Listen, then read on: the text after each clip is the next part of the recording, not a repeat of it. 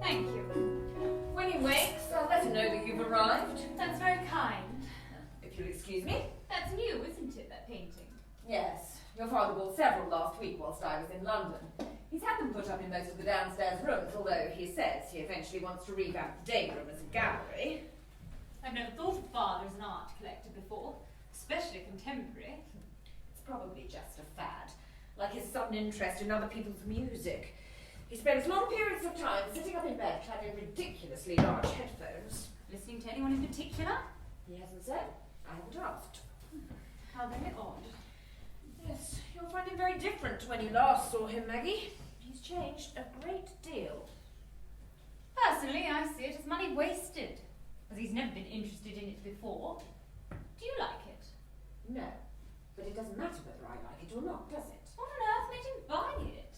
I would suggest your father is quite at leisure to spend his money as he sees fit. Quite.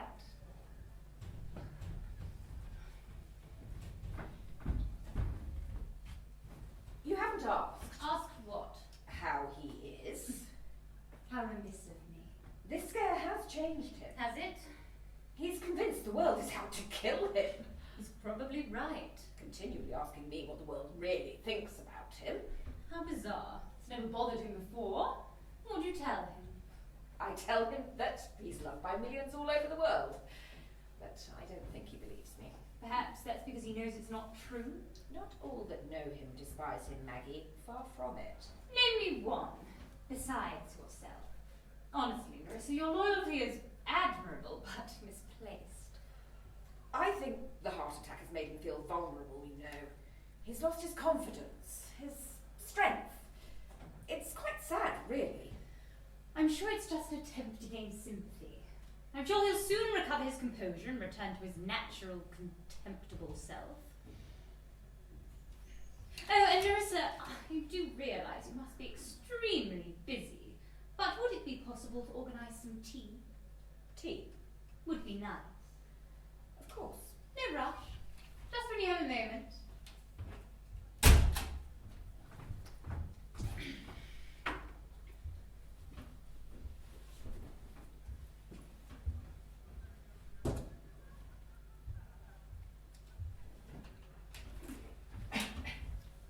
Kate!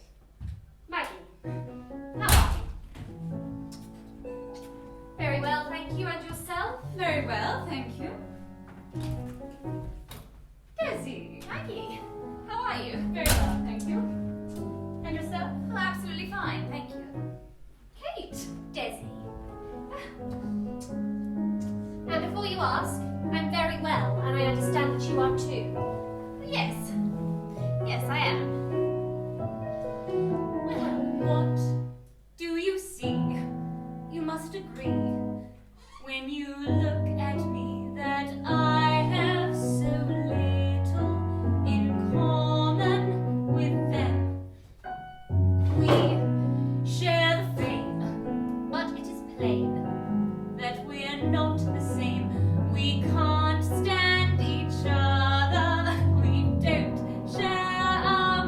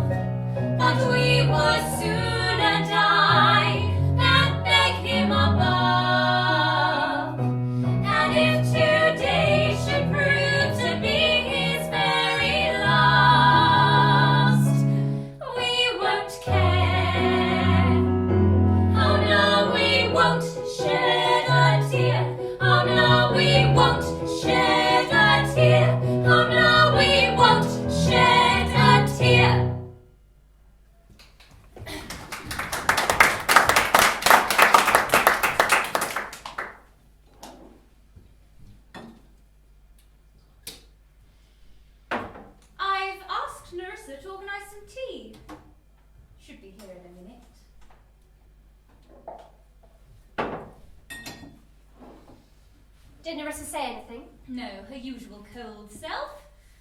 Did you ask her about him? No. If I'd gotten into an elongated conversation with her, I would have struggled to hide my true feelings. And then she would have become very defensive and start to lecture me on how we don't understand him. We don't give enough credit for everything he's done for us. I know exactly what he's done for me, and I'd be more than happy to tell her. As you have done. I make no apology. On more than one occasion. As you should as well, Maggie. I prefer to be diplomatic rather than downright rude. I was downright rude to you, Kate. Whatever.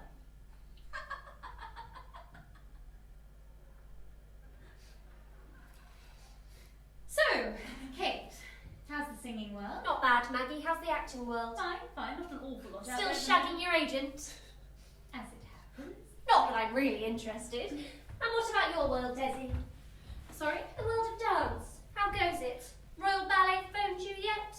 Well, I'm not really that sort of dancer. Sorry, Spearmint Rhino then. It's more musical theatre come cabaret that I do, actually. I'm sorry. And how much musical theatre come cabaret have you done recently? Much? Some. This year I've done a cruise, 1.4 seconds on a pop video, and some other things that are, you know, in the pipeline. Right. Has anyone been up? No, not yet. He's not dead, though. No, he's not dead. Well, Nerissa says he's made good recovery. Good. Yes. I meant good, but he's made a good recovery. Oh. Well, do you think we should? Nerissa did say he was sleeping. Right. Well, Nerissa would know. Quiet. Well, I'm sure she'll come and let us know when he wakes. Or has a relapse. Oh, this is bloody ridiculous. I mean, do we really have to pretend and try and be nice to each other? I hadn't noticed you were. I thought I was being nice. I'm sure you were, Desi. Well, I was definitely pretending. You two really mustn't believe me when I say it's lovely to see you both. You mean it's not true? Of course it's not bloody true. And all that bollocks about being interested in each other's work. It's just being understanding. It just seems so difficult to get going. It's all about contacts. Yes, and who you know. And is there a difference between contacts and who you know, Desi? Of course there is, Kate. Contacts are the people who you know, and the people who you know, you're... Exactly. Well, we all know who we know, don't we? And we have all declared publicly that we have no intention of using his name as a means of advancing our careers. Absolutely. I'm determined to prove I can do it on my own. As am I. As are we all. And I, for one, would happily never make another single record if it meant using his name as a means of advancing my career. Another? What? You said another. Have you made a record? Yes, of course I have. Oh, well, I'm so sorry, I didn't know. Well, have you got a copy? I'd love to hear it. What? Let's be honest. None of us have carved out particularly illustrious careers for ourselves in our chosen arts. Perhaps we should use his name. Never. And you don't mean that. Well, I have mentioned it. Once. And did it help? No, not really. Didn't even make the recall. Although is that possibly a reflection on your ability to dance, rather than a lack of influence on his part? Oh, Kate, really? How would you know about my ability to dance, Kate? You've never seen me dance, have you? Neither has anyone else by the sounds of it, except for a handful of wrinklies on a 4-day cruise around the Shetlands. I wasn't being sarcastic, Kate. I really didn't know you'd made a record. Fuck off. Oh, honestly, Maggie, I didn't know. Don't, Desi. The fact that you didn't know is only making it worse. I don't give a shit whether she knew or if she Oh, didn't. don't be ridiculous, Kate. Of course you do. But that's not the point, is it? The sum of the matter is all three of us are in the same boat. I'm just as frustrated as the two of you. I've only managed to secure myself one single professional part in the last 4 years of trying to make it as an actress. What was that in, Maggie? A production of Dr. Jekyll and Mr. Hyde. I played Mr. Hyde. Just Mr. Hyde, mind. Even getting that, I had to share the part. You played Mr. Hyde, but not Dr. Jekyll. That is correct, Kate. And only in the first half at that. 4 of us played the 2 parts altogether. At the same time? No, Desi, I meant that there were 4 of us all together, not that we played the part all together. Would have been better if we had played it all together. Then at least I would have got to play the whole part. Although playing it as a crowd of 4 might have confused the audience. I'm sure both of them would have worked it out in the end. And on top of that, you had to play a man as well. And we were all role-playing men, Desi. It was an all-female company called Sappho's Sisters. You would have loved it, Kate. Travelling around in a battered old Ford Transit, sleeping 4 to a bed and getting touched up more than Casanova's housemaid. Why would Kate have liked it? Because I'm a great fan of Ford Transits. Sorry? Poor Desi, oblivious as always. Well, whatever. I would rather spend the rest of my life sweeping the streets than use his name. Then I suggest you buy a broom. And whilst you're at it, get one for Desi and me. Perhaps we're just not as talented as we thought. It's so unfair. They talk about him like the greatest performer of his age. Film and stage. He can act. Sing. And dance. Yes, who would have thought a little of that sublime talent would have passed down through the DNA channels? Or hitched a lift on the back of a sperm cell? But the vindictive bastard denied us even that.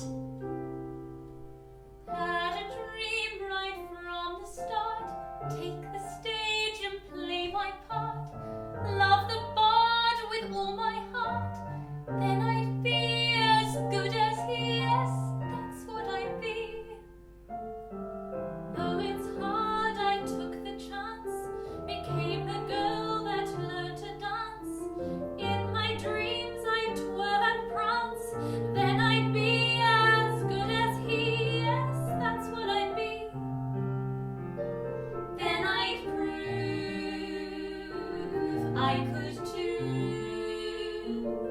Then I'd prove I could too. Couldn't dance and couldn't act, but had to try, and that's a fact. So took to song to stay on track. Then I'd be as good as he, yes, that's what I'd be. Then I'd prove I could too. Then I'd prove I could too, but not to be. What a shame. They can't see that he's the one to blame. Live my life in a constant gloom. Need to break away very soon. How do I escape from this cursed fate? Maybe it's too late, even now. Every day is shadow high on me that lives inside. I'm such myself and Got no pride, just can't be as good as he. It's tearing at me. Can't be him, for he is right. I must be myself. No, that seems fair, but where I want to be just simply me. That's what I would be, but not to be. What a shame. They can't see that he's the one to blame. Then I'd prove I could too. Then I'd prove I could too.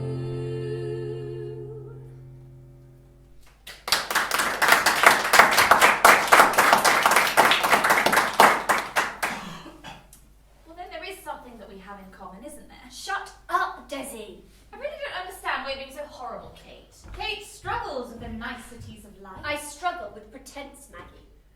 Look, Desi, I don't dislike you, Well, why should you? but neither do I particularly like you. Oh.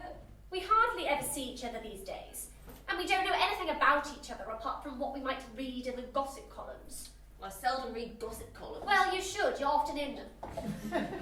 Are you still seeing Dada Havakir, the Algerian striker? if you mean Didi Aboukir, the Moroccan centre-back, That's him. mind your own business. Suit yourself. I'll read about it tomorrow anyhow. He's busy at the moment. Possible transfer to Tottenham, so we decided to have a break whilst he sorts things out. Right. That's the truth, Kate, whatever you read tomorrow. Really, girls, if we do find ourselves in Father's house at the same time, I suggest we make things as easy as possible for all concerned. Well, I'm sorry, but I was genuinely pleased to see you both. Well, I am. I mean, I have no reason to dislike you, not that I to know of. Desdemona really is the most incredibly apt name for you. You're as unaware as she was, My name is Desi. which is short for Desdemona. Yes, I know it is, but I don't like the name. I hate the name Desdemona, and you know I do. Christ, she's even got a black lover. So? That's enough, Kate. Talking of lovers, how's your love life? Shit, how's yours? That's not shit. Glad to hear Well, it. it's not as good as that. I've recently broken up with someone who, as usual, was more interested in who I am rather than what I am. Anyone we know? An agent. My ex-agent. Who I genuinely thought was interested in me. I was wrong. He only saw me as a gateway to father. As they all do. And what about you, Kate? If you must know, I was dating a rugger bugger. Ooh, was he hunky? No. She was tall and slim, and her name was Sharon. Oh, Shocked? no. No, of course not. I've been with women. And half the Arsenal first team, from what I've heard. That is rubbish and very hurtful. You said was, Kate? What? Oh, she dumped me like a ton of bricks the day she got called up for the England squad. Well, that is a shame. I don't want your pity. Oh, honestly, Maggie, I tried to be nice, but she seems determined to be totally horrid. It's nothing personal, Desi. It seems it. I'm just trying to be sisterly. And Kate is trying to make the point that sisterly is not what we are. There's little common ground between us half-siblings due to the obvious biological difference that separates us from each other. Biological? Our mothers, Desi, our mothers are not the same. Yes, but we do have the same father. Well spotted. Well, it's not our fault he kept getting divorced. No, but it is his fault that we are, all three of us, lost and abandoned souls without even the cushion of maternal comfort. Sorry? Our mothers are dead. Yeah, but you can't blame father for that. Can you? Well, let's see. Maggie, what happened to your mother when he dumped her for mine? Well, utterly devastated, she went to find herself in an isolated commune in the Nepalese mountains. There, she fell off a mountain path and plummeted 1,000 feet to her death. So I guess you could say she found herself all right. But unfortunately for her, it was at the bottom of a ravine. The jury's still out on whether it was a tragic and unavoidable accident, whether she had purposefully thrown herself off the edge in a moment of lovesick desperation. On the other hand, there is little doubt as to whether my mother killed herself or not, when your mother, Desi, waltzed into father's life and shunted mum and me unceremoniously to one side. After 2 years in rehab for chronic alcohol addiction, she slit her own throat and both wrists, not necessarily in that order. Being unwell. And so there could be no misunderstanding as to why she chose to bleed to death in a toilet cubicle on the 6:45 from King's Cross to Peterborough. She left a note. A note scrawled dramatically in her own Smirnoff contaminated blood, which said, and I quote, "I'm doing this because the bastard I love dumped me for a socialite arsehole with bigger tits." They fell in love. Bollocks! Your mother fell in love with his bank account. She didn't love him. Everything about her love for him was a pretense, a sham. Her adoration for him was completely false. As for her tits. Kate, that's not fair. You can't blame my mother for your mother's death. Whether it's fair or not, Desi, is irrelevant. It's the reason for Kate harbouring such angst. Oh, shut up, Maggie. You know I don't know what angst means. I just keep using these long words to humiliate me. No, I'm not. And I think you'll find that angst is a short word, not a long word, even if its meaning does escape you. Well, whatever.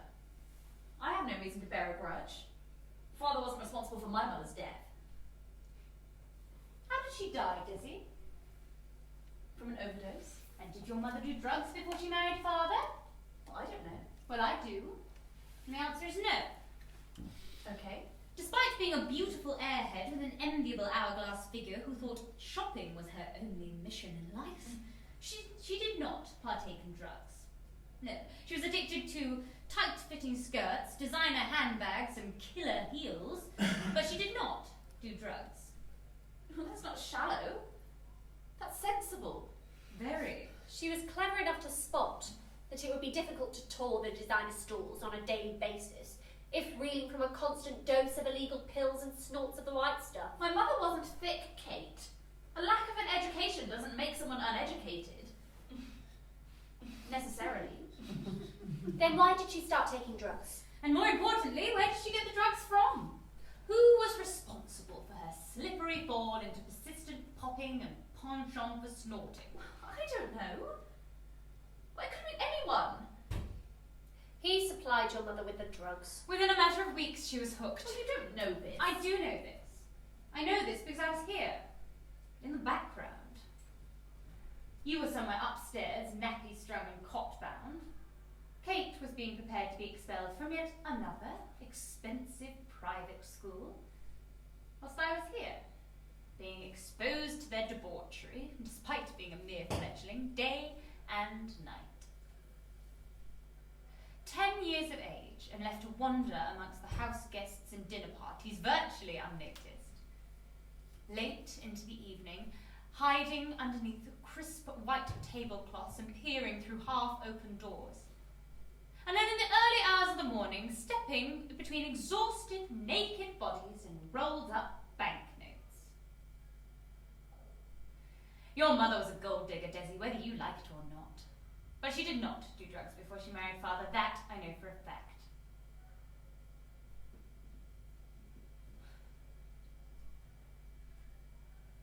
I'm sorry, Desi, but I would suggest that the coercion of one's spouse into the gluttonous consumption of Class A drugs is hardly the actions of a loving husband. He was just as much to blame for your mother's death as he was for ours. She loved him, Kate. She did, Maggie. I don't doubt it, Desi. As I suppose they all did. That's what makes it worse. And there lies the real tragedy. Stupid fucking women. This is terrible. I didn't... Well, then there's something we have in common with each other. And I suppose with father. With father, like what? Like being crap at relationships. I mean, all of his relationships were a disaster. And so are ours. Aren't they? You know, the truth is that I do like meeting up with you two. Sometimes I think that you two are the only two people in this world who knows what it's like to be me. A failure. Christ, everything I do, I fail or balls up. Men. Dancing. I even just struggle to be me.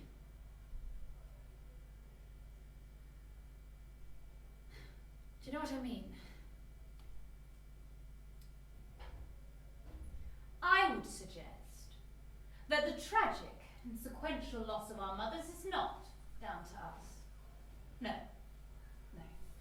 The sole reason for our joint grievance is lying upstairs, in bed, recovering from a heart attack that failed to out his brief candle.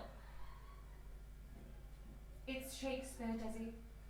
No, not upstairs. The brief candle line, it's from Shakespeare.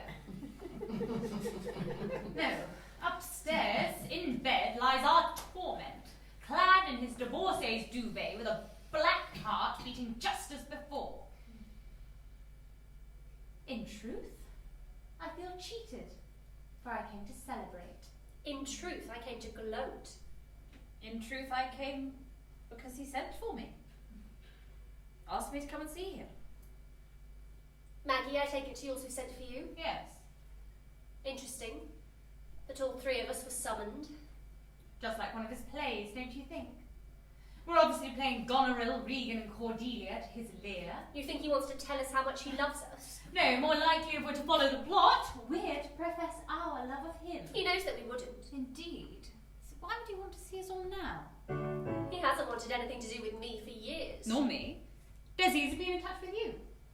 No, not for months. Months? Oh, we are honoured. Then what is it the old bastard wants to see us all about? Another woman.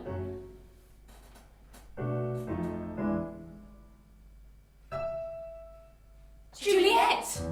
She's lovely, she's bubbly, she's friendly and nice. She's chatty at parties and she breaks the ice.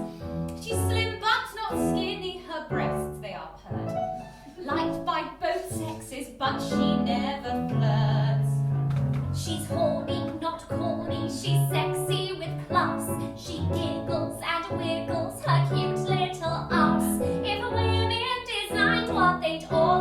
to be, then millions of her are what aliens would see. Her halo follows wherever she goes. Everyone loves her and everyone knows. She will have lovers wherever she goes. Oh, she is perfection and I hate her so. Oh, she is perfection and I hate her so. Her eyes, they do sparkle. Her teeth, they are white. Her makeup won't break up in daytime or night. Her skin, it is airbrushed by nature and God. Her leisure's her pleasure, but she ain't no dog. Her halo follows wherever she goes. Everyone loves her and everyone knows. She is so stunning and she is so wise. Oh, she is perfection, let's scratch out her eyes. Oh, she is perfection, let's scratch out her eyes. That's it!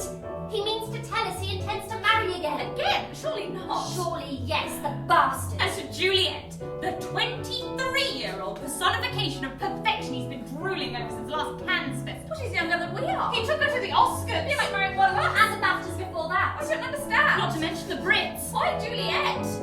Because She has no issues, no wrong has she done. She don't need tissues, mascara won't run. When you're an angel, the Lord holds your hand, and men will come running all over the land. Her halo follows wherever she goes. Everyone loves her and everyone knows. She won't take drugs and she won't smoke a fag. Oh, she is perfection and she makes me gag. Oh, she is perfection and she makes me gag. Gag, gag, gag.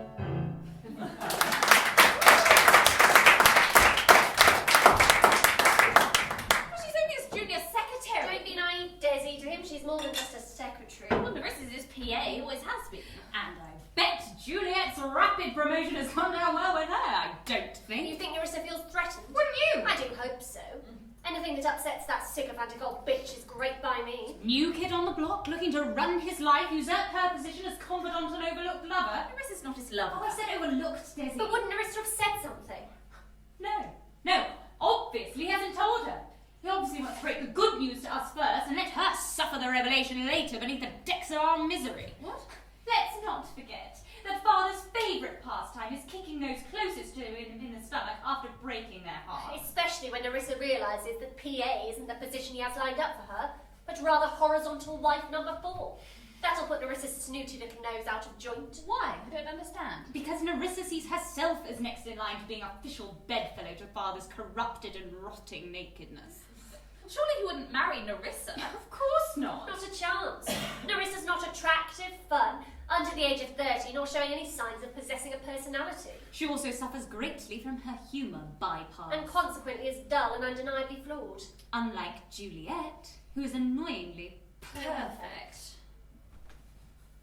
Is she here? No, she's in America or one of the other colonies. Doing what? Father's personal bidding. Which must have really pissed Nerissa off. If he was going to, wouldn't it make sense that she were here when he told us? Not necessarily. He wouldn't want us here while he was delivering the good news. No?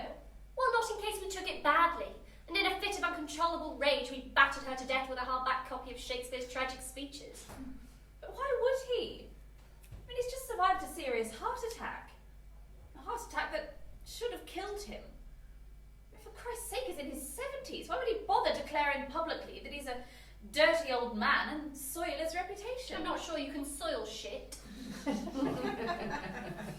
But Desi's right. Yes, I am. We know him for the malicious and decadent old bastard that he is. But his millions of fans view him very differently. Yes. Why risk another heart attack when he can hump Juliet in private to his heart's content? He doesn't need to marry her. I think I have it. It may be a case of the play's the thing wherein I'll catch the conscience of the king.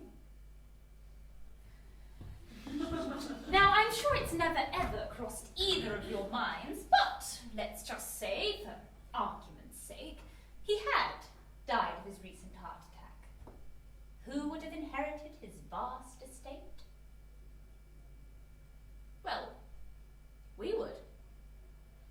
mean, Father has no other family left since Uncle Ken died in Colombia.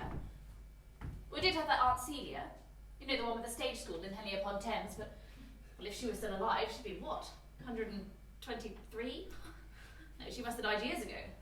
If she were still alive, we'd know about it, because she'd be the oldest woman in the country, if not the world. No, she's got to be dead. Apart from that, I can't think of anyone else except us. What? So who would have inherited Father's great wealth? Well, we would. And we would, because... Because there isn't anyone else. Well done, Desi.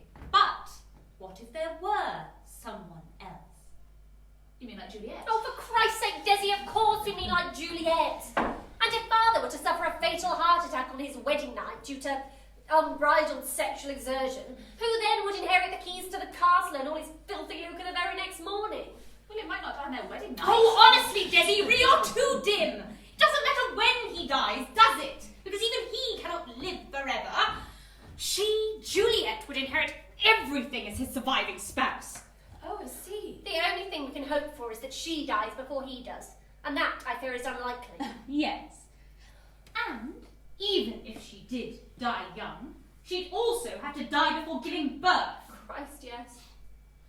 In reality, we're hoping for a random strike of lightning or an incredibly rare case of spontaneous combustion. Disappearing into a puff of smoke for no apparent reason. So, what you're saying is, if he marries Juliet and then dies, we get nothing. But he's in his 70s. So you keep saying. That won't stop him, Desi. He'll happily muster up one last sexual performance if it'll prevent us three from inheriting.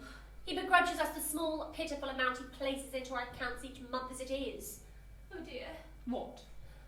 Well, I hadn't really planned on being poor for the rest of my life. I thought, despite all our ups and downs, that he probably still loved us. I'd happily go and slit his throat if I thought I could get away with it. Kate. I would. Wouldn't you? No. Honestly, I wouldn't. I mean, alright, I might have been fooling myself, thinking that there was any love lost between us. And yes, I was banking on him leaving a large sum of his wealth. And in truth, in honest truth, I have, particularly in the last few moments, wished him dead. Join the club. But I couldn't slit his throat. Maggie? With a blunt knife. Oh, I don't believe you. Here's the honest truth, and I would never lie to you. I'll tell it as it is, and even more. You may suspect my feelings, but in case you doubt that they are true, they may be worth repeating, to be sure. Yes, They may be worth repeating to be sure. so though we are related, there's a bond that's been created with hate, the contaminating glue. And when his life passes and his eyes close for the last time, I'll tell you what I'm going to do. I'm not going to break down. I'm not going to cry. My bells will chime, my heart will smile, free for the very first time. Happy days are here, sisters give a cheer, strip off naked and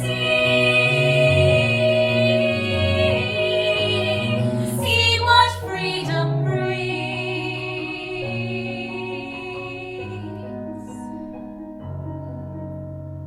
With his death, I give you my word, we'll be free as a bird. We'll be free as a bird.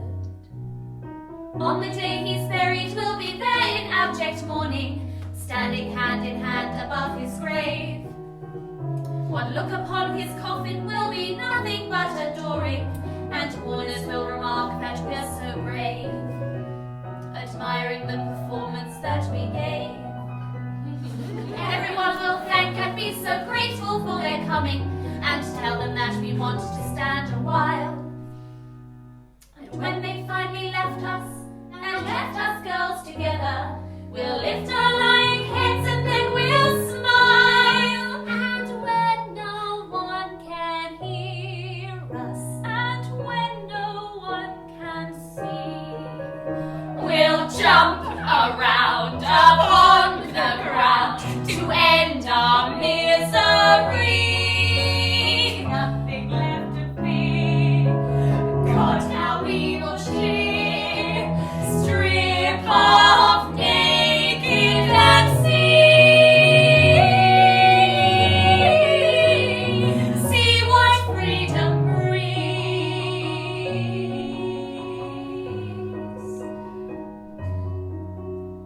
With his death, I give you my word. We'll be free as a bird. With his death, I give you my word. We'll be free as a bird. No. No, this isn't right. Look, I'm not like you two, I'm really not. I actually feel ashamed when I think ill of him and what I've just said. I mean, I know I won't mourn his passing, but I couldn't, you know. And I know I don't know a lot about Shakespeare, Maggie, but I might suggest that rather than King Lear's 3 daughters, we are beginning to sound like the 3 witches. Well, I am impressed by your Shakespearean knowledge, Desi. No need to be, Maggie. No need to be condescending either. Even I've heard of Hamlet. Well, if you'll excuse me, I'm going to see what's taking ever so long with the tea. I'm about to be disinherited by the personification of perfection. I need something a damn sight stronger than tea. Maggie? I suppose it might help numb the pain.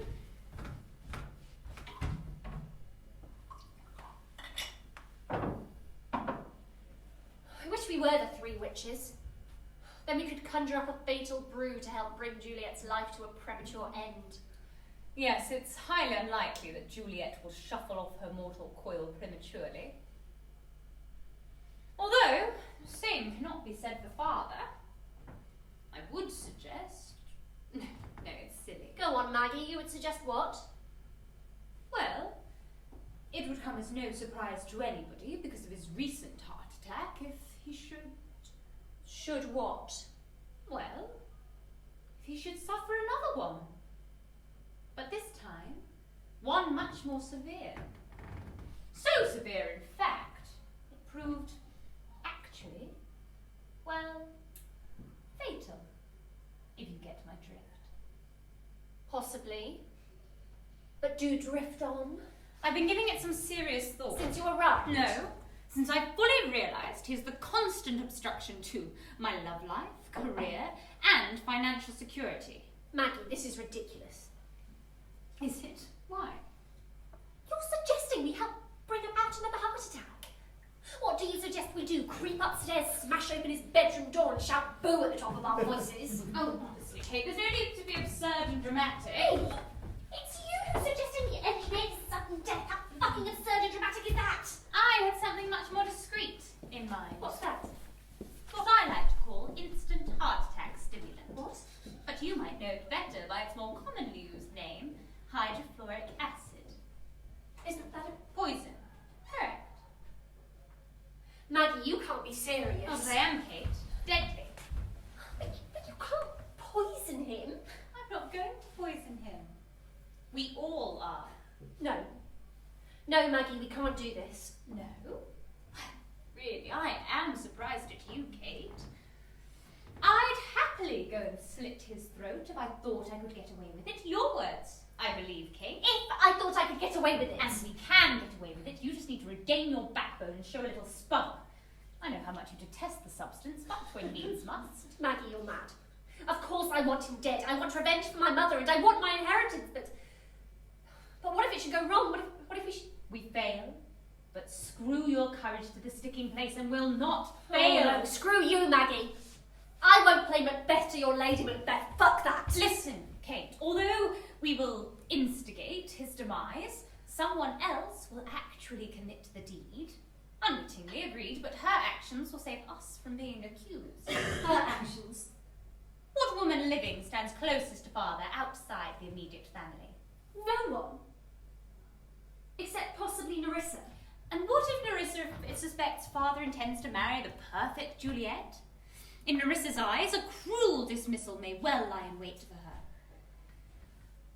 Despite years of unflagging and loyal service, she felt unwanted, betrayed, and was driven to desperate measures. Says who? Says the prosecution at her trial for murder. What? She will be the one found with the metaphoric bloody daggers in her hands. She had the means, and more importantly, as father's constant nurse, she had the opportunity. We have more motive than she does. The whole world knows we hate his But guts. we don't have the opportunity. Of course we do. We're here, aren't we? But we never leave the room. We never go upstairs. All three of us were summoned here. Nerissa will vouch to that. Maggie, I'm struggling with this. Look, Kate, we will find an opportunity to speak to Nerissa. Then, once engaged in conversation about the old days, one of us slips the contents of this bottle into one of his bottles of medicine. A bottle of medicine taken from his medicine cabinet, which only she has the key to. What could be simpler? I don't know. When the police arrive, we paint a picture of an embittered Nerissa feeling threatened by Juliet's rise to power and determined to halt the tide of inevitability. But that's not true. She worships him. Honestly, Kate, I know it's fucking true. That's not the point, is it? We tell Nerissa that father intends to replace her with the perfect Juliet and is about to announce his marriage to her. Hence, she gains motive and becomes the prime suspect. Maggie. Oh, honestly, Kate, you feel as hopeless as I do. Probably. We have more issues than a Daily Mirror agony column. And I for one am pissed off at carrying them round. I feel the same. Well, you obviously don't. Because I want rid of mine.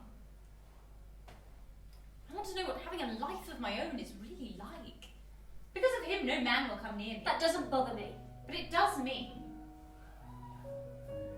I want a relationship with someone that doesn't start with, I'd love to meet your father someday. Don't play the solitary martyr, Maggie. My pain is just as unbearable as yours, as is Daisy's if only she were bright enough to realise it. She's just as much of a lost soul as we are. Then be aware, sister. The only way of surviving this torment is by his immediate departure. I need to think. Well, you think, Kate. But don't take too long. Time and opportunity are not in abundance.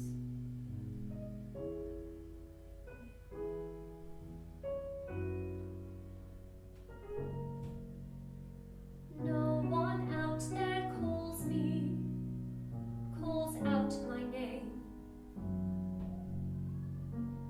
No one out there wants me. It's a shame. It's a shame.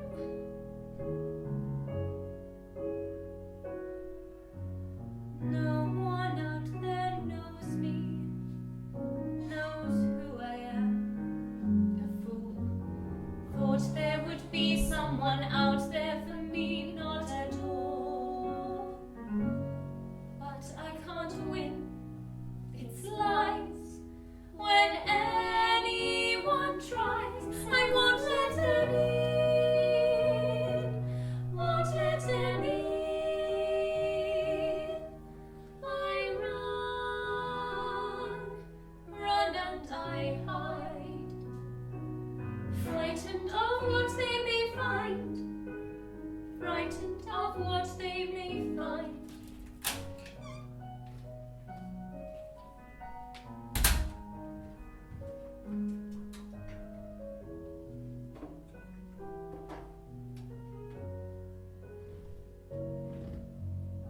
Want them but don't want them.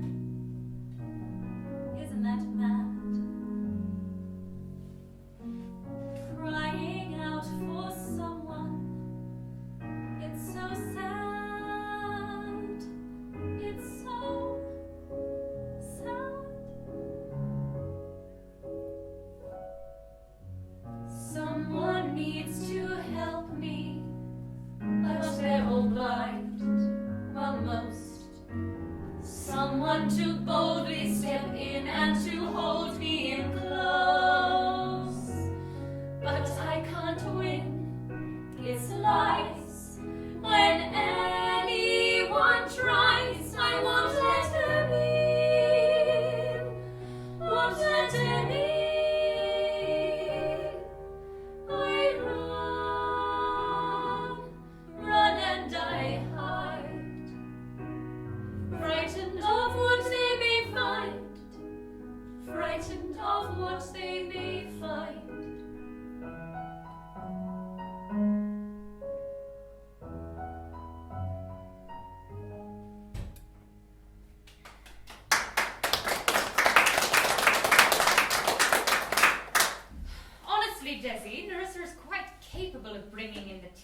I know, she would if she were here, but she isn't. Where's she gone? To the airport. She's leaving the country? No, but someone is returning. Seems Juliet is returning from the States sooner than expected. Shall I be mother? Oh, she's asked if we'll look in on Father while she's got to pick Juliet up. Look in. Yes, and if she is delayed, we are to give him his medicine. Medicine. Yes, said she shouldn't be delayed, just in case she was. Oh, sorry, do you take sugar? Sugar? No. I do hope Nerissa had the forethought to tell you where the medicine was kept. Yeah, she gave to... Is there a problem? Oh, the medicine. I'm sure Nerissa... Perhaps she didn't. Honestly, Desi, you really aren't making any sense. Did Nerissa tell you where she kept Father's medicine? Well, she gave it to me. Good. At least I thought she did. Well, either she did or she didn't. Well, I thought I put it in here with the tea. With the tea? But it isn't here. You must have left it in the kitchen. Yes, I suppose I must have. What the hell are you up to now? Putting my planned operation, that's what I'm doing. How the hell can you? Doris has gone to the airport. That's right. Talk sense, Maggie. Not even you can frame a woman that's not here. Exactly. So someone else will have to take her place, won't they? What? Look, I'm not stopping now. This sort of opportunity doesn't come along that often, if ever. I want my revenge and I want my inheritance. What about you? No, it's not in the kitchen. Oh, perhaps you left it somewhere else. Where? Where was Nerissa when you found her? Well, she was in Father's study. Well, I suggest you try Father's study then. Yes. Well, Okay. right. Plan B.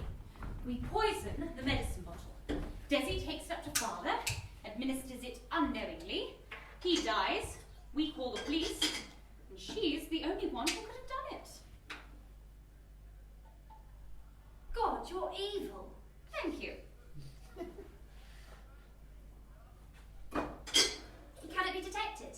Not enough to make Father suspicious. For God's sakes, don't have another cup. And I'm not sure how I feel about this. I'm not bothered about Father, but I do feel a bit bad about Desi. But you hate her. Yes, Her mother replaced yours. I know. She and her lifestyle represent everything you detest and despise. Yes, but at the end of the day, she is my sister. Look, I shouldn't worry about it, Kate. The way Desi's mother put it about, she's more likely to be the offspring of a double-glazing salesman. No, it's not in the study. Oh, how annoying. I really don't understand. Perhaps she didn't give it to you at all. I'm sure that she did. She was in the study, coming from Father's desk with a letter that she gave. Is that it? Sorry? Over there by the door. Maybe you put it down when you came in with the tea. In fact, now that I think about it, I'm sure I remember you putting something down when you turned to shut the door. Did I? I suppose I must have. How very weird. No matter. All's well that ends well. Yes, I suppose so. What's the time? Oh, it's nearly 4. It's nearly time for his medicine. Larissa said on the hour. Then I suppose you might as well go up. Do you want to come? Me? Yes, or all of us. I thought it might be nice if we all go up together to see him at the same time. No, I'm fine. I'll wait until Nerissa gets back, or he summons us, whichever happens first. Kate? No, I'll go up later. Oh, and Desi, do be a dear and take the tea back to the kitchen on your way out. I've had enough, and Kate's an alcoholic.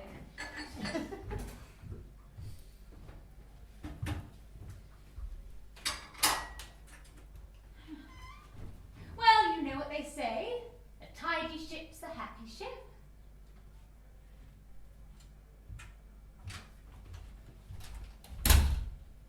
Oh my God, she's going to do it. Of course she's going to do it. With anyone else it would have been difficult, but fortunately Desi is a complete and utter fool. You've got some guts, Maggie. Safety in numbers, Kate. Remember, this was our idea. Our idea, this was your idea. Yet now it is a joint operation. You were quite aware of what was happening, and by definition are an accomplice to the crime. Don't you try to put the blame on me. I'm not. I'm just trying to make you aware that if you lose your nerve and point that clammy dyke finger my way, I will take you down with me. Where do you think you're going? Stop her, that's Oh, wrong. don't be ridiculous, Kate. Use your head. Besides, you're too late. Anyway, Any moment now we'll hear Desi scream as father takes his just medicine and plummets into his last and final death scene. I only wish I was there to witness his final performance. Here, thou murderous, incestuous, damned dame, drink of this potion. Is thy union here? Follow my mother. Oh my God, what have we done? We've got our revenge, that's what we've done. And a considerable fortune into the bargain. Christ, we're fucked up, aren't we? You, me and Desi? We're a dysfunctional family, yes. He's made our lives a living hell, prevented us from securing employment, and driven our mothers to suicide. Of course we're fucked up. What's this? Oh, the letter Desi brought in. It's addressed to us. To us. You, me and Desi. Open it. Shouldn't we wait for Desi? We can tell her what it says when she gets back. I'm not sure she can read anyhow. It's from Father. Read it. Dear Maggie, Kate and Desi, I will be brief. My recent heart attack has prompted much soul searching, as a close call with death only can. I have led a life of utter villainy, and have hurt many people who were close to me along the way, including you, and more importantly, your poor mothers. I cannot turn the clock back, but I can map out a better path for the future. On my death, my whole estate will be divided equally between the three of you. There is only one provision. If I should pass on in suspicious circumstances, or if there is any suspicion of foul play, my entire wealth will go to the Samaritans, as I know your mothers were all frequent clients, your loving father. Desi! Maggie. Have you been up to see father? I have. And how did you find him? I found him in good spirits and was listening to his music. Music.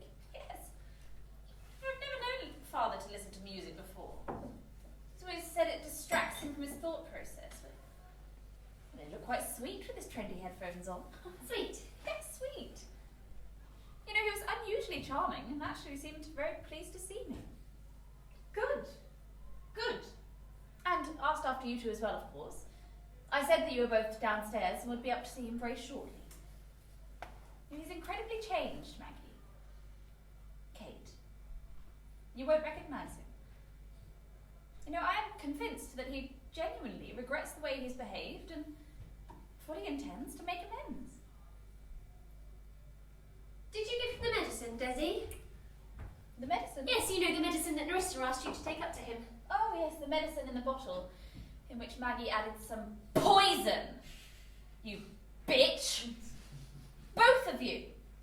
I heard you in here trying to lay the blame on me, trying to frame me for his death. Oh, You Desi! utter cows! Yes, Kate! When Maggie said she wanted me to go and check the study, I thought she wants me out of here for some reason.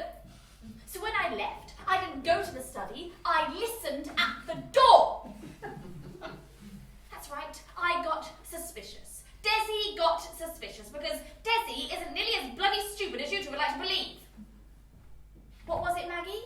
Right, plan B. We'll poison the medicine, Desi takes it up to father, administers it unknowingly, he dies, we call the police, and she's the only one that could have done it. So when I came back in here, I pretended not to have a clue. Pretended I didn't know what I'd done with that silly medicine bottle. What do you think, Maggie? Not a bad performance, eh? Maybe I should have been the actress. And I told father what you two senior witches were up to. And you know what? He was so grateful that he promised me he was going to contact the solicitors and change his will. But this time, everything, and I'll repeat, everything will go to me. Ah, and on the way down, I called the police. Got a wonderful story to tell them. And I've hidden that medicine bottle so it can't mysteriously go disappearing again. So when the police arrive, I shall hand it to them as evidence of your dastardly, backstabbing plot. Well, Desi, I have underestimated you. Yes, Maggie, because despite what you and Kate think, I am not stupid. Desi, I know what you must think of me, but I am genuinely pleased you didn't kill him. So am I. It is to all our benefit that you didn't. I'm not as barbaric and twisted as you two bitches. In fact, I consider myself very civilized. So civilized, in fact, that you know what I did? I'll tell you what I did. Instead of taking up your bottle of death, I took him up a cup of tea. Tea? Yes, tea. How very quaint is that, eh? How very English, don't you think? And we had a wonderful chat and planned what we would do with our lives whilst you two came to terms with a long spell in prison for attempted murder. No, I can honestly say that Father is no more dead than I am.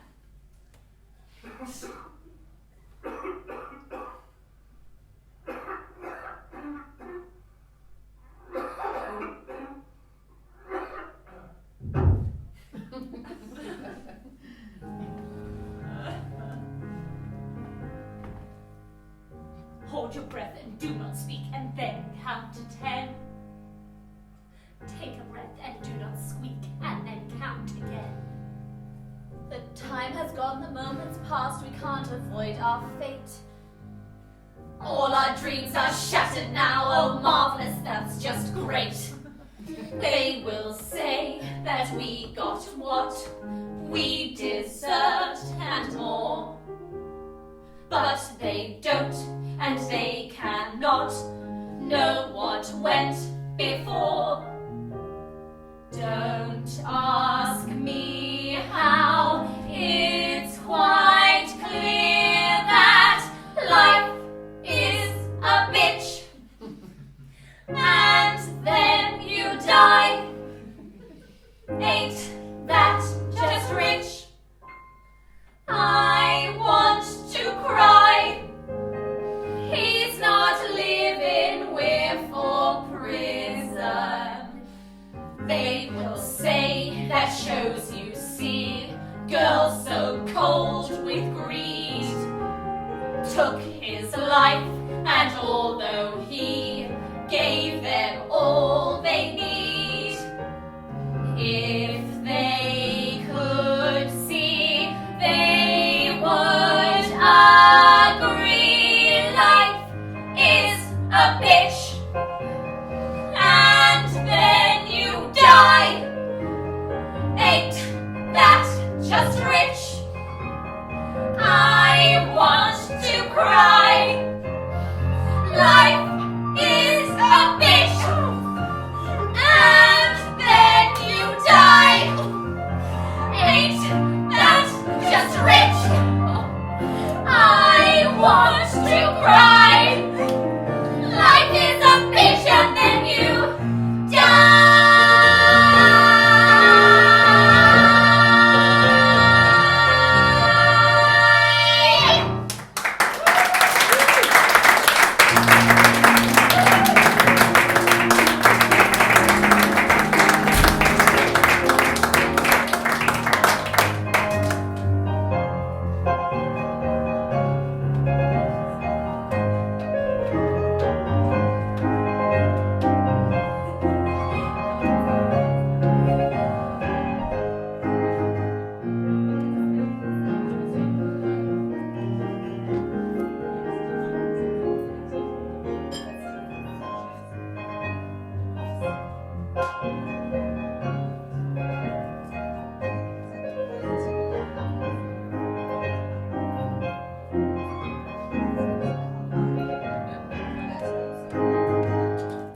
God, that was close. Really, Desi, you are the most annoying girl. Why the hell didn't you tell us you'd taken him up a fresh pot of tea? Why should I?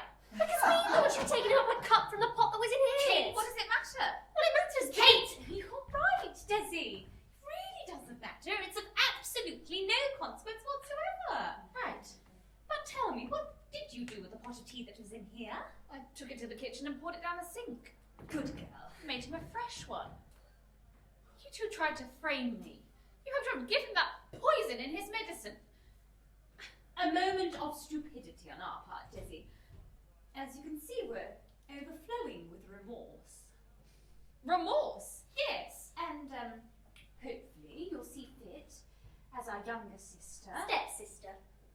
younger step-sister, Hopefully you'll find it in your heart to forgive us.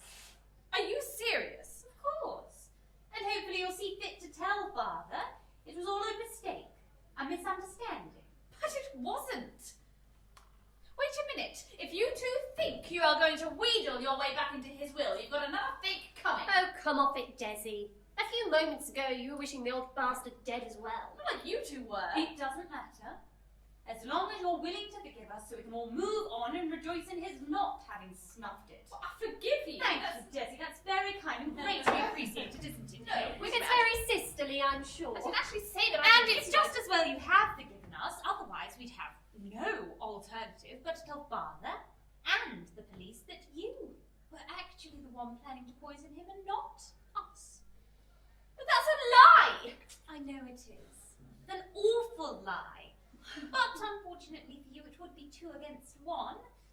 But we can avoid that distasteful scenario by simply teaming up together. Don't you agree? We've had our differences, yes, this is true. At least 1 or 2 or more. But I suggest it would be best if we progressed like this. Let's call a truce and not settle the score. Call her a whore, you or more. Why not work together, not think so ill, and forget all our differences and think of the will. Try to see the sense in what I say the 3 of us should do. Up to us to play clever, or we will not win through. We're the ones who should inherit. Wouldn't that be so much fun? Looking out for each other like when we were young. Silly to dwell on these childish things still. Let's forget all our differences, think of the will. Looking out for one another, can't remember that at all. You were always so horrid and bullied me when small. Had to help you make a candle, had to stand upon a chair. Then you lit up a blowtorch, set fire to my hair.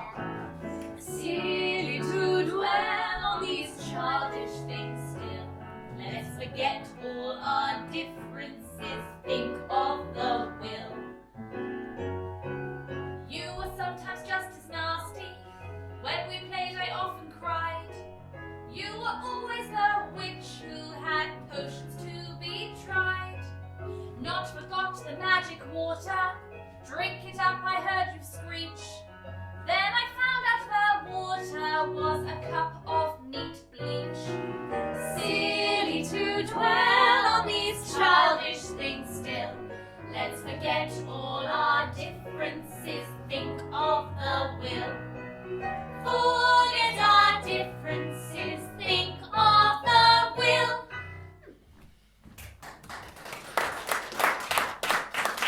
But I have the proof.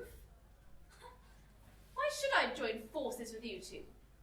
But I have the bottle of medicine that you filled up with poison, and I have it hidden away.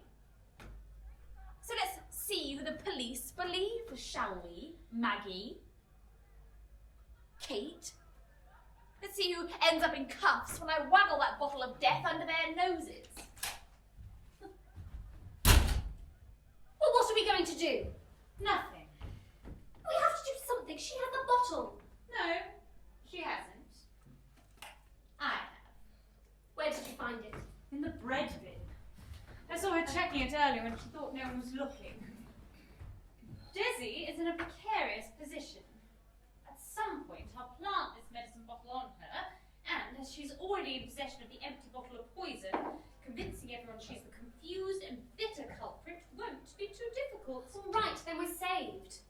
Not necessarily. We still need Desi to speak to Father on our behalf.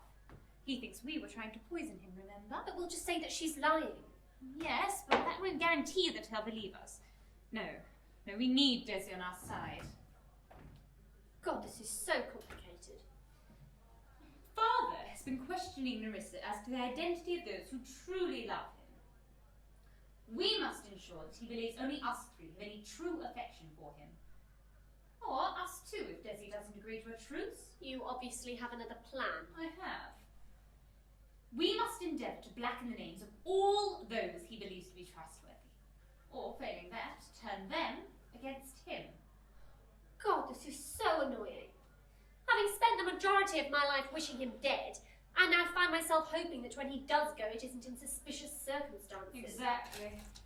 Oh, Nerissa, how is he? As well as can be expected. Good. I told him to stay in bed, but he wouldn't listen, the stubborn old... Bastard, I think is the word you're grasping for.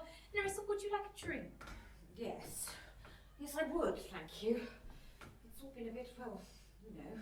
Kate, kindly pour Nerissa a drink, would you? There's a dear. Juliet's with him at the moment, trying to make him see sense. Well, if anyone can, she can. Yes, she seems to be the only one who can get through to him at the moment. Thank God, I know I've tried hard enough. Thank you. They help calm my nerves. Oh.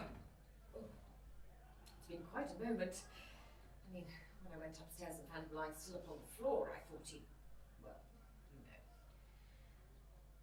The doctor told him that any exertion could bring on another attack, but he just wouldn't listen. Recently he's been difficult to reason with. Did anyone go up to see him whilst I was out? No, I didn't. Kate, did you? No. I asked Desi to keep an eye on him. Well, you know Desi only has eyes for her phone. As soon as Juliet comes down, I'll take him his medicine. Talking about Juliet, isn't it wonderful news? About what? About her and father.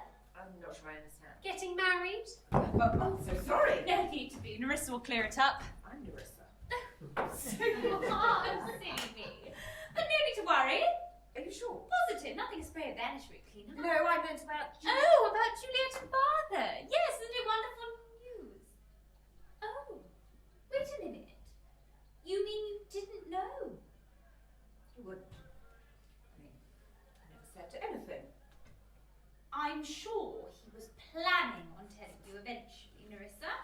We've only just found out ourselves, haven't we, Kate? Yes. I thought that... You never said. Well, it's not a total surprise, is it? Isn't it? Well, it is to me. Well, I mean, he's always harping on about how he doesn't know what he'd do without her. I suppose, Nerissa, this could be a marvellous opportunity for you to start a completely new career. You? Father already seems to be using Juliet as a sort of under-PA. And now she's married. Well, she'll be under him in more ways than one. I wouldn't put it as crudely as that, Kate, but yes, I'm sure she'll combine the two jobs into one. But I'm his PA and have been for years. He never gave me any reason to believe him. In fact, the opposite. He's... Well, that's father for you, totally heartless when it comes to business. He said what, Nerissa? Nothing. It doesn't matter. He can be totally ruthless when he wants to be. But we don't need to tell you that, do we, Nerissa? You've worked for him for long enough, and witnessed many of his knife stabbings in the back of so-called lifelong friends. I mean, look at Marco Molinari.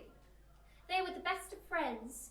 That is, until Warner Brothers gave Molinari the part of Mussolini, a part that father was desperate to play. And father was completely wrong for the part anyhow. Of course he was. Mussolini was short, stocky and bald. Whereas father was 6'3", slim with a full head of grey hair. Having said that, Molinari was a good 6 foot and verging on the obese. But he is Italian. True. And father's Italian is limited to ciao, arrivederci and belle tette, which roughly translates to hello, goodbye, nice tits. Father was furious. He had Molinari blacklisted by Hollywood for years, and they haven't spoken since. How many years have you worked for him, Nerissa? 20. Oh, I'm sure it's not all doom and gloom. I'm sure there'll be a very large thank you check on its way to you. Don't you, Kate? Most definitely. And hopefully you'll have the moral decency not to put it in with the dismissal papers. Or post-date it. She's only 23. Yes, that's what Desi keeps saying. It's just that he'd given me an impression that one day, he said... I see. Oh, this is so unfair! I'm so sorry, but it is! I'm the only one to have shown him any love ever. I mean, let's be honest, you three have hardly been the most loving of daughters, have you? Oh, I don't know. We've had our differences, of course. Bastard. The utter bastard. When everyone else around him was cursing him, slacking him off, wishing he'd disappear up his own rectum, I was the only one that... I stood by him. Like a faithful slave. He was cold. He would scold. But despite the things he said, I could not get him from my head. I tried. I so love him like a faithful slave, and I could, yes, I could weep real tears for all those years I should have been his wife. That's life. So this is how it ends. Me still by his side, working with pride, but not his bride. And this would have been fine if he had not lied. Oh, how he lied. Feel that I've died. I stayed true to you, thinking that one day you would look my way and know. But no, I still love him like a faithful slave, even though I now know that it's not my hand he's taking, and it is my heart he's breaking into. So this is how it ends. I've lived with this fear. Now it is clear from what I hear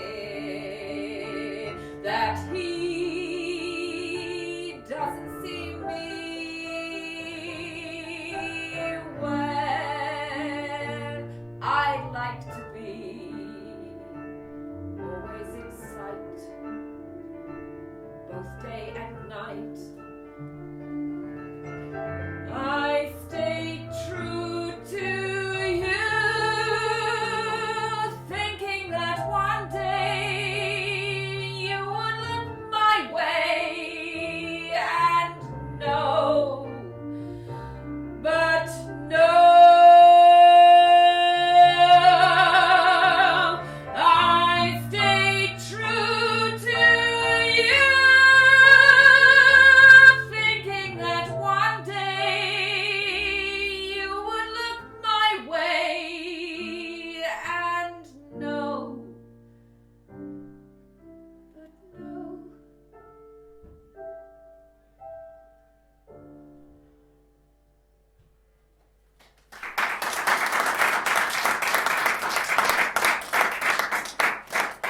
If you'll excuse me, I have some things to attend to. God, I enjoyed that. Be careful of overdoing it, Kate. Heaven hath no rage like love to hate return, nor hell a fury like a woman's scorn. Meaning what? Meaning we would rather she harbour her discontent than actually confront him with it. I hope it breaks her sycophantic heart. Listen, Kate, we need to step carefully if we're to convince Father we're the only ones who truly love him.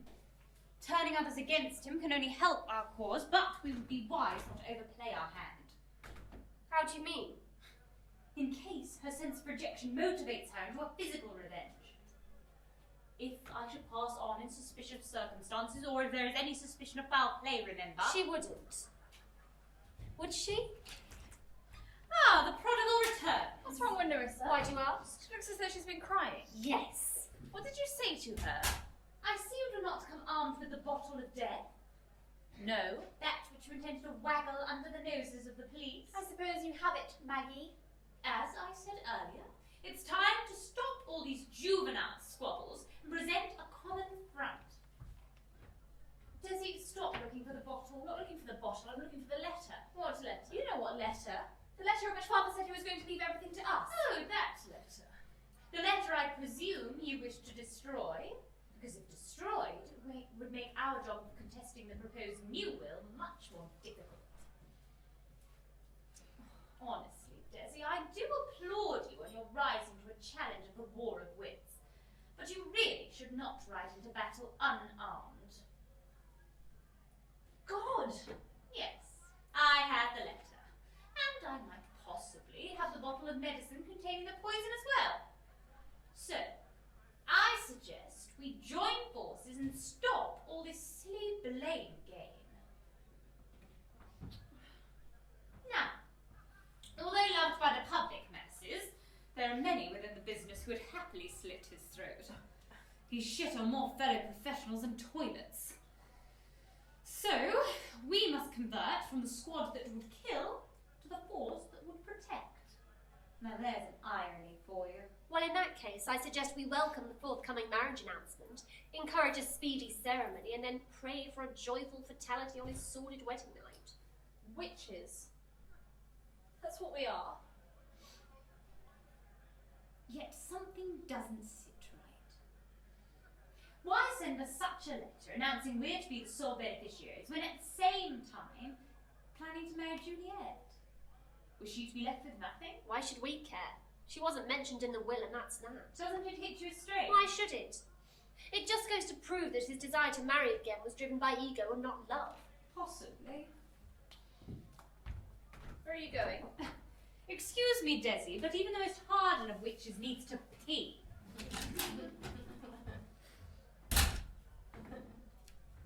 I hope you'll see sense. You tried to frame me. It was an act of foolish desperation. Nothing personal. It hurt. Well, if you must know, we originally intended Nerissa to unknowingly administer the poison, but she went to the airport. That doesn't make me feel any better. Sorry. No, a second in line doesn't help, Kate. Look, I know you hate me, but I don't hate you. And I don't hate Maggie. Knowing you were willing to use me like that makes me feel quite alone. Desi, look, I don't hate you. I just tend to lash out for someone to blame, and you're an easy target. I lash out at you, Father, Sharon. I don't even hate Father enough to kill him. I just get carried away. I'm a living mass of bitterness. It's Maggie. Maggie. She's clever. Always has been. Too clever for the likes of us. She has this way of manipulating you into a state of mind that's to her advantage, and then... And then what? I don't understand. Sharon, hi, this is a surprise. No, I can speak. I thought you were... Did someone call the police? Hang on just 1 second, Sharon. They're at the front door. They insist someone called them. Well, Not me. they're adamant someone did. Well, they're wrong. Well, I haven't phoned anyone. Well, this is someone phoning me. And it wasn't Maggie either. She was in here with us the whole time. Very well. Well done, wise move. This changes nothing, Kate. Don't think I can ever trust anything with you two ever again, ever. Sharon, sorry about that. I know, you have to train.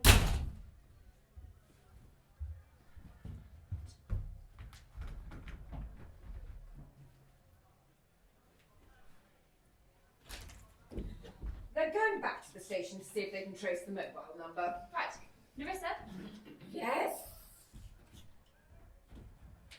I I be honest with you about something? Honest? I don't think this house has ever heard of such a thing. How do you mean? It doesn't matter. You were saying. Look, I am desperate, alone and frightened, and I need to confide in someone. About what? Look, I need to tell someone something, you see, and I know we haven't exactly been the best of friends, and I'm not even sure if you actually like me, because you can be quite cold at times, and I'm not really sure if that's aimed What at me or if it's just part is of it? nature. Desi. I need to tell someone something quickly, or I'll be the only person in this world who knows what they did. Knows what? Who did? Well, besides me, of course. Desi, I have no idea what you're talking They about. tried to poison Father. Who did? Maggie and Kate. What's worse, they tried to blame me for it. I was listening at the door. They tried to poison him. Why? Yes, because they hate him, that's why. They want to inherit all of his fortune before he marries Juliet. He's not supposed to be married perfect frigging Juliet. Sorry? How are they going to poison him? Poison. Yes, I guess that, Desi. I meant. By putting it into his medicine bottle, then I would have given it to him without knowing. Are you sure? Yes, I heard everything they were planning outside the door. They were going to blame me, and originally they were going to blame you. Me? Yes, but you went to get Juliet. But you didn't give him the medicine. Of course I didn't. So what did you do with it? I hid it in the kitchen, in the bread bin. The bread bin. Yes, but it's not there anymore because Maggie. These definitely need some more water. Yes, Nerissa, they do. Yes, indeed. Just because someone is dying upstairs doesn't mean things need to be dying down here as well, does it? If you know what I mean. How was Sharon? Forgiving. She had chosen training with England over sleeping with me, so I told her to stick her rugby ball up her arse. What were you talking to Nerissa about? Just how lovely the flowers look. Flowers. Yes. You were talking to her about Maggie. No. I heard you say because Maggie... No, you heard me say because they look a bit mangy. Nerissa said the flowers look lovely, and I said, actually, some of them look a bit mangy, and they could do with a top of water, if you know what I mean. I was talking to her about flowers and all manner of things we like, things that bring both smiles and calm when the day is done, things that can be fun, all the things that do no harm. You weren't talking to her about flowers. You go red when you tell a lie. Then you fidget, then you cough. These are not signs. Do not waste my time. What were you two talking of? Well, you're wrong, you so and so. You weren't here, so you don't know. Just found out I never knew. She likes things that I do too. Asian cooking, herbs and spice, all the things that make life nice. What I do know is that you are lying.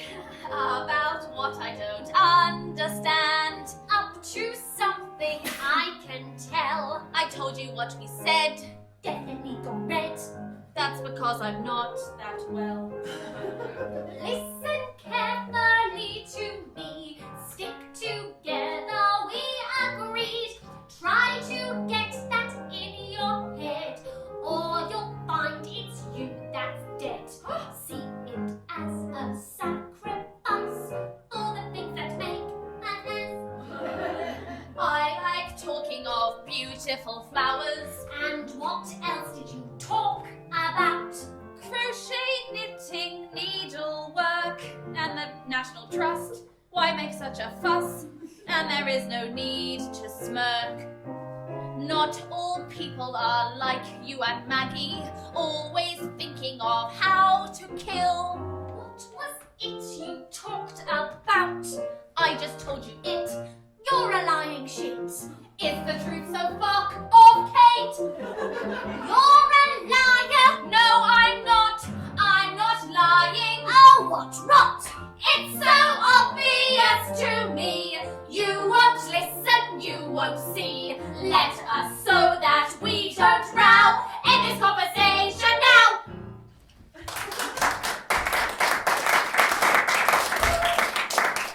Maggie, Dizzy, you're back. The police turned up and said that they'd had a call. We said that no one had made a call. I said no one had made the call. She was in here on her own talking to Nerissa.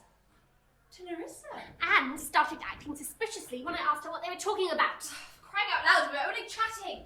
Of course you were. About what? Nothing. Honestly. It always worries me when anyone in this household says honestly. What are you doing, Desi? Were you confiding in her? No. Trying to gain an ally? Honestly. Don't keep saying it, Desi. It only serves to make me even more suspicious. What were you talking to her about? This is ridiculous. Kate! Maggie, I didn't say. Now, let me make myself absolutely clear that nothing will get in the way of my gaining my inheritance. I didn't say. Nothing! Remember, Desi, Kate has studied the art of karate and has grappled, or to be more exact, made love to one of England's finest female athletes. One chosen to go down in the scrum for her country. I'm not frightened to let her loose on you. So you will give up this ridiculous idea of you being the sole beneficiary. You tried to frame me for murder. Is that what you told Nerissa? Yes. Yes, it is. I told her that you tried to get me to poison father. Fool, and what did she say? Well, she asked me where I was, and I said I had hidden it, but you had stolen it from me. Total idiot! Does it matter? Of course it bloody matters. We need to ensure he doesn't die under suspicious circumstances, don't we? Yes. Think. Now that Nerissa knows that there's a poison medicine bottle somewhere in the house. Christ, and she thinks he's about to get rid of her. Why did she think that? Because father's about to marry Juliet and make her redundant. Well, she doesn't know that, does he? Yes, How? because we told her. Why? Because we did, that's why. She might now see fit to use it and knowingly administer the poison to he who she now hates beyond all reasoning. Well, why would she? Because everything she's lived for, we've just destroyed. And besides, we can't take the chance. But she hasn't got the bottle with the poison. No, fortunately. You have. Yeah, so we just need to get rid of it so there's absolutely no chance of her using it. Flowers! What? Flowers! Where are the flowers gone? The vase of flowers stood here. Where's it gone? Marissa took it to the kitchen to add some more water. No! Well, my fault. I said they look a bit mangy. What's so bloody important about a vase of flowers? When I hid the medicine bottle with the poison in it! In the vase of flowers? Yes! Juliet! He doesn't own me. He doesn't have the right to say. Yes, no man owns me. I'm not a doll to give away. I'll decide which guy shall get my heart, and I'll decide which path to take. I'll decide if we should be apart, and I'll decide which plans I make or break. I'm an independent woman now, not subject to man. Times have changed for me and every girl, men must understand. Not returning to the bad old days, some men still don't see. Hanging on to a time that's gone, to a world where we weren't free. I am so angry I could scream. I have always been so true. Wants to take away my dream. Not the man I thought I knew. Telling me who I can be or see, and telling me what I can do. On his payroll, but he's not got my soul. I'll decide what I will do. Why did he decide to threaten me and make me feel like I'm to blame? Broke no rules, so why was he so cruel? What is it that he hopes to gain? Hopes to gain. I'm an independent woman now, not subject to man. Not subject to man. Times have changed for me and every girl. Men must understand. Men must understand. Can't believe the way he spoke to me. Told me to beware. Told me to beware. Evil eyes that match his cries. Defy me if you dare. I'm an independent woman now, not subject to man. Times have changed for me and every girl. Men must understand. Not returning to the bad old days, some men still don't see. Hanging on to a time that's gone, to a world that we weren't free.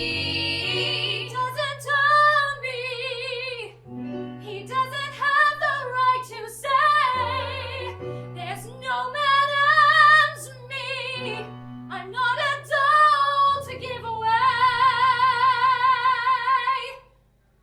I'm sorry, but he is without doubt the most despicable, bitter, twisted, malevolent, monstrous bastard ever!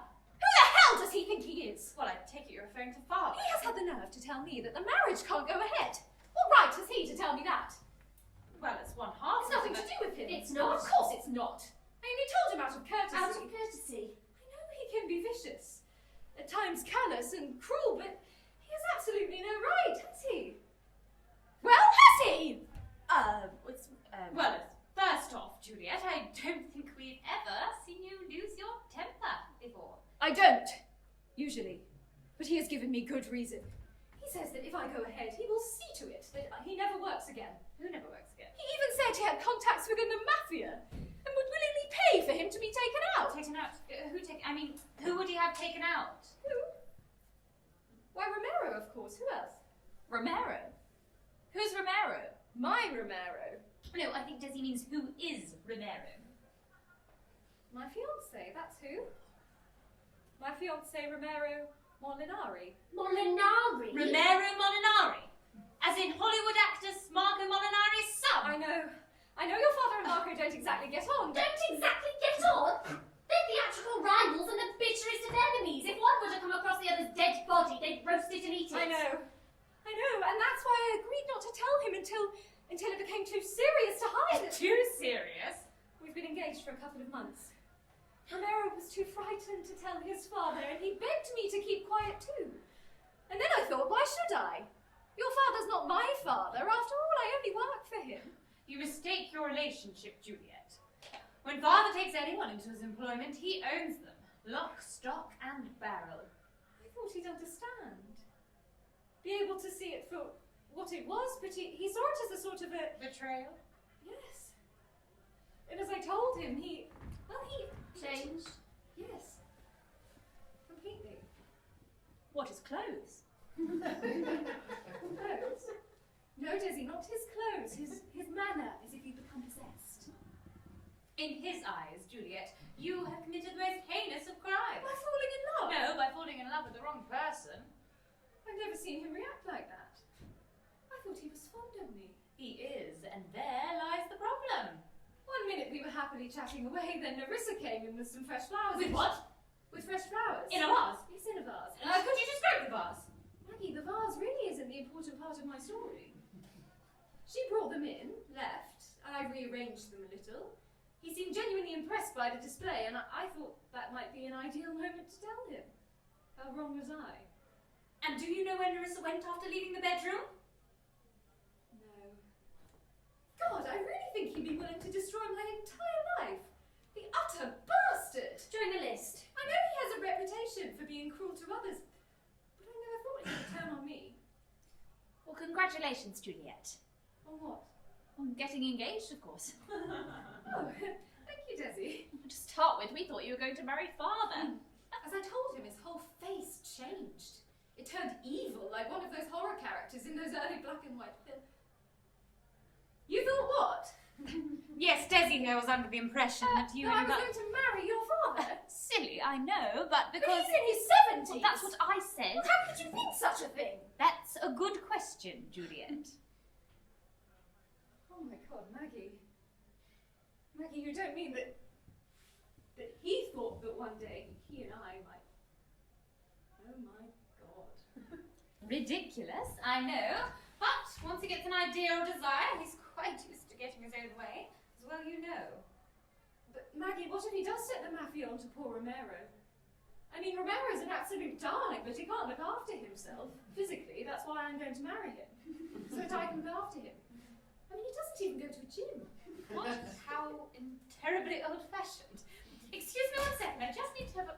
The police have just phoned. Seems they've traced the call they received earlier to here, so they're now on their way back. Oh, Juliet, if you finished upstairs, I'll go on. Why? I mean, do you really need to go upstairs now? Yes, as far as I'm aware, I am still employed here until officially told otherwise. By the way, Juliet, congratulations. Honestly, Nerissa, there's absolutely no reason to go upstairs. Of course there is, Maggie. Someone has to take him his medicine. Congratulations. But how did Nerissa know? I didn't tell her. No, I'm afraid I did. Where are you going? I was engaged. Where do you think? No, about the medicine. Desi, what did you do with the medicine? It doesn't seem seem to be in his room. I... Where did you leave it? She doesn't know, do you? No, I don't know, do I? Well, you can't have lost it. Don't worry, I think I know where it might be. Where? But before you take it up to him, I just want to pop up and say hello. But I need to take him his medicine. Honestly, Nerissa, there's absolutely no reason to worry about the medicine. Medicine bottle. Any of you! I'll sort out his medicine for him. But I know where his medicine bottle is. Where? In his room. But I didn't see it anywhere by his bed. No, it wasn't by his bed. It was on the windowsill next to the flowers. For some obscure reason, it was in amongst the flowers, so I took it out and I placed it on the windowsill. Well, in that case, Maggie is bound to see it when she goes up. Yes. So you don't need to worry about it, Nerissa. No. No, in that case, Where are you going? you open the door. I didn't mean where are you going in here. No, nor did I. I meant the front door for when the police arrive. I should expect they'll be here soon. Right. Excuse me just 1 second. Why all this fuss about his medicine? What's going on? It seems that there might be some poison in the medicine. Poison! Why on earth would there be poison in the medicine bottle? It's a very long story, but I'm going to tell you as quickly as I can. Tell me about what? I need as many allies as possible. Jessie, I haven't a clue what you're talking about. You mustn't say anything to Maggie or Kate. Say what? Do you promise? I suppose so. Oh dear, Juliet, what on earth are you going to do? About what? What about Father's reaction to wanting to marry Romero, of course? I don't know. I really don't know. I'm a bit shell-shocked, to be honest. Yes, difficult one, isn't it? He's not God, Of course he isn't. though he's acting like it. He can be an utter beast when roused. And then, in the middle of his rage, he started to recite Shakespeare at me. Well, that's nice. No, it wasn't bloody nice. Don't you like Shakespeare? He's in the middle of threatening to have my fiancé garroted and encased in concrete by some mafia assassin. Hang thee, young baggage, disobedient wretch! He shouts. That is a bit harsh. Or something to that effect. For by my soul I'll ne'er acknowledge thee, nor what is mine shall never do thee good. The words were rent in Capulet and Romeo and Juliet when his Juliet dares to disobey him. But I'm not his Juliet. I'm Romero's. Can't you tell the difference between life and stage? Despite the irony of what you just said, no, I don't think he can. So a little caution on your part might be advisable. What does that mean? It means you have upset him greatly, Juliet. So be aware, because from this time forth his thoughts be bloody or be nothing worse. Stop quoting at me! This isn't a game, Maggie. I agree. I'm not a character in one of his fucking plays. I will not have him tell me who I can or cannot marry. She swore. He has no right. Of course he hasn't. He doesn't own me. So you keep saying, and indeed he doesn't. But, on the other hand, he truly does have strong contacts in the American mafia. He wouldn't dare hurt Romero. He won't hurt Romero, Maggie, and shall I tell you why?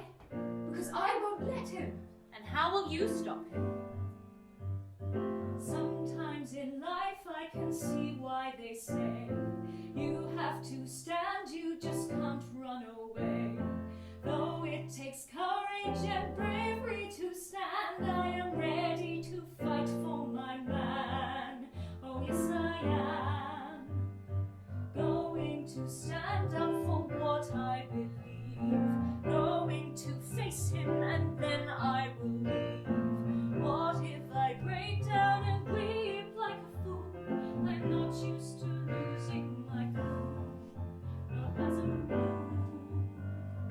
If there is something that's tearing your heart, If you are suffering and falling apart, Well, then we agree that you must make a stand. are you ready to fight for your man?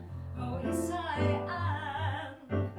I have the heart of a lion inside, and I'm ready for war, and I'm not going to hide. It matters to me. He matters to me. I'm going to show I'm determined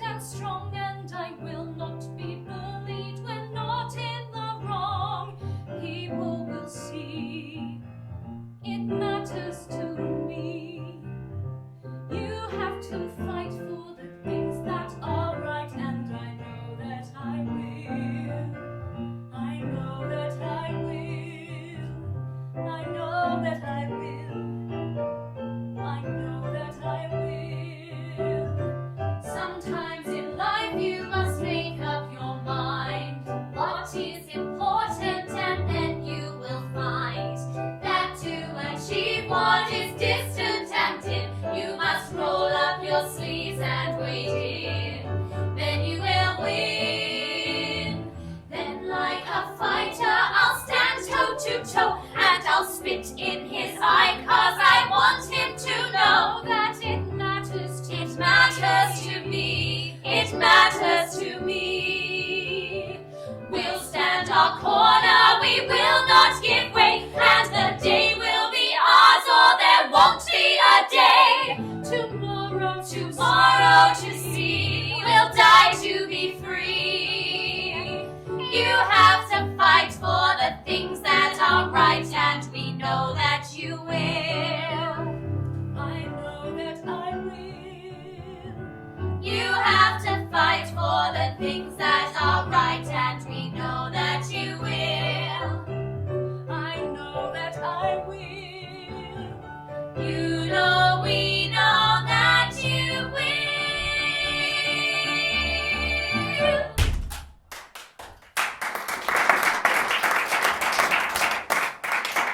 Well, these truly are strange times. Us three allied together, father buying contemporary art and listening to music, and Juliet losing her temper. And swearing. And showing a vicious streak I never knew existed. I do believe the world's gone quite mad. Did you find the bottle? No. Juliet said it was on the Well, windowsill. it wasn't. Nor was it still inside the vase. Was father awake when you went up? At first I thought he'd fallen asleep listening to his music. Then he suddenly jumped out of bed. Jumped. It was all very surreal. He stood at the edge of his bed in what can only be described as a nightshirt and stared out of the window. He looked like Scrooge awaiting the ghost of Christmas yet to come. It's only October. I was painting a picture, Dizzy, not indicating the time of year. Did he say anything? Kept muttering, "Vengeance is mine, saith the Lord." And then he suddenly turned to me and said, "You tried to kill And me." what did you say? Well, I told we hadn't, but we strongly suspected Nerissa was trying to frame us. Did he say anything else? Not so much say as performed. He raised his trembling, melodramatic finger at me and said, "Hide not thy poison with such sugared words. Lay not thy hands on me. Forbear, I say." Christ. And then he suddenly hopped back into bed and said something even stranger. He said, "You will not get the better of me, Maggie, for your hydrofluoric poison has failed to find its mark." And then he replaced his ridiculous headphones, resumed listening as if I were not there. Those last words hit me strange. What's strange about them?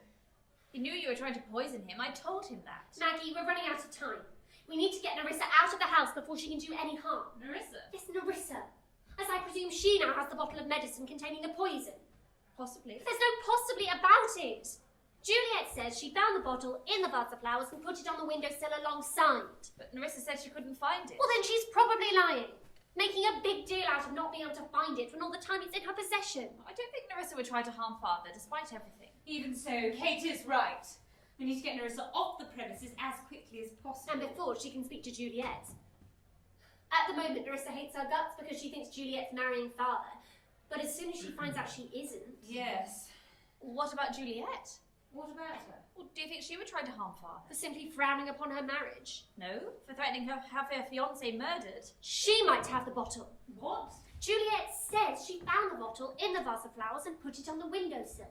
What if she didn't put it on the windowsill? What if she kept it? What if she did? And why would she? She doesn't know it contains poison, does she? No. Desi? What?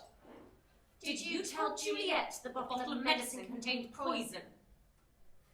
Not knowingly. Idiot! Complete and utter fool! Kate, go find Juliet! She's upstairs with him. Who is? Juliet, who else? Why? I have absolutely no idea, but let me think now. What could a young, attractive girl betrothed to an incredibly wealthy and senile, dementia-ridden old arsehole be doing in his seedy and pathetic bedroom? And not to put too fine a point on it, I hope it fucking kills him.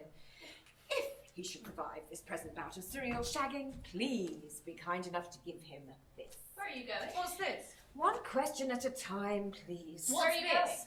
I am going wherever life takes me. For having suffered the most unkindest cut of all, I will start anew. Let every eye negotiate for itself and trust no agent for beauty is a witch, against whose charms faith melteth in blood. That is my letter of resignation. You're leaving. Indeed I am, for now go we content in liberty, and not to banishment. You're not the only one who can quote the bard, Maggie. It's hardly an official letter of resignation. I think it makes my feelings clear. Up yours. Sorry? Yes, two words that epitomise my most heartfelt feelings. He's mad, you know, quite mad. Has been the last few months. You mean eccentric, surely? No, I surely mean mad. Lost the plot. He doesn't need love, he needs certifying. He's slowly degenerating into a dramatic mess, slipping backwards and forwards across the line that divides fact from fiction with the simplicity of a small child. The next few months are not going to be pretty, and I don't want to be around to witness his swan songs. You think he's dying? I know he's dying. Well, in truth, the man I knew died months ago. His doctor has given him a year or two if he slows down, or a matter of months if he continues the way he is. I was to see if I couldn't persuade him to take things easy, but you cannot reason with the mentally ill. He made me promise not to tell you girls any of this, but promises are obviously worth very little in this house. What's he dying from? Oh, you name it, he's got it. His brain is boiled, his cold heart fractured beyond repair, and on top of that, he's now totally consumed by the C word. You mean cunt? See, Dizzy. She means cancer, Dizzy. Although Desi's not completely wrong, is she? I mean, do you honestly think he would have fallen for the sickly charms of Juliet the Perfect if he were of sound mind?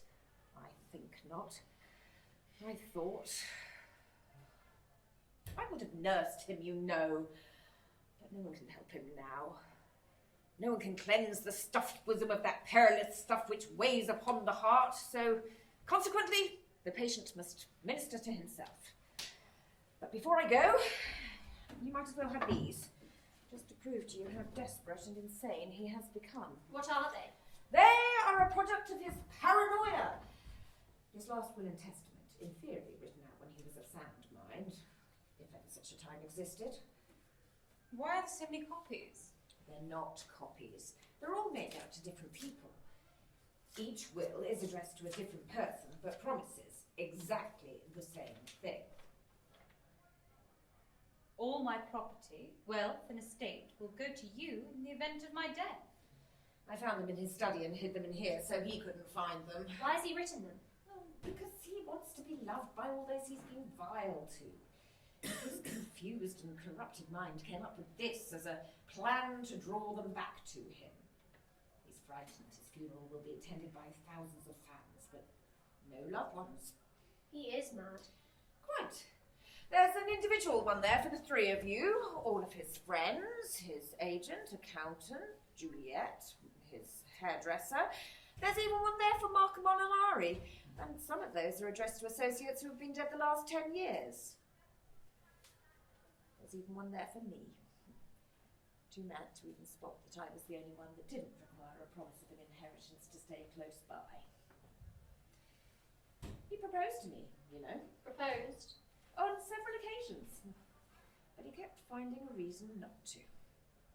In retrospect, he proposed too often to have meant it, but I believed him, wanted to believe him, and stood by him. How pathetic was that? When you told me they were getting married, it was like someone had opened the curtains in a dark room and allowed me to see clearly for the first time. The truth is, I had probably stopped loving him years ago. I am now completely clear on how I feel. I hate him. Loathe him. He's a vile and cruel man, and I hate him with all my heart. I should have given him a large overdose of his blasted medicine and ended all our miseries, his as well.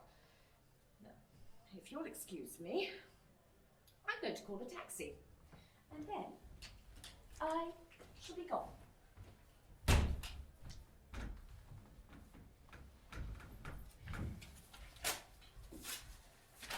What are you doing? Destroying all these save our 3 individual ones. And the assumption that yours states exactly the same thing as mine on just one admission towards the end of the will, compared to the one he made out to the 3 of us. There's nothing about if I should pass on in suspicious circumstances, or if there is any suspicion of foul No play. mention of it at all. So, with all these destroyed, we become the sole beneficiaries, and we need not concern ourselves with how he dies or by whose hands. Juliet might poison him. Or Nerissa. And if they don't, we're in a hurry to inherit. One of us could do it and point out that both Juliet and Nerissa had good reason to. In fact, we could do Nerissa not flying the scene just yet. I'll see if I can persuade her to stay. No, Desi, you go. Me? Why me? Because you're on much friendlier terms with her than Kate is. You both like flowers, remember? Oh, yes.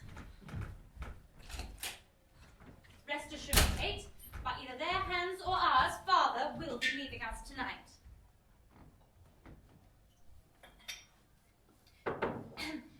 Hello? Yes. Is that the police? Yes. I'd like to report a murder. Yes, that's correct.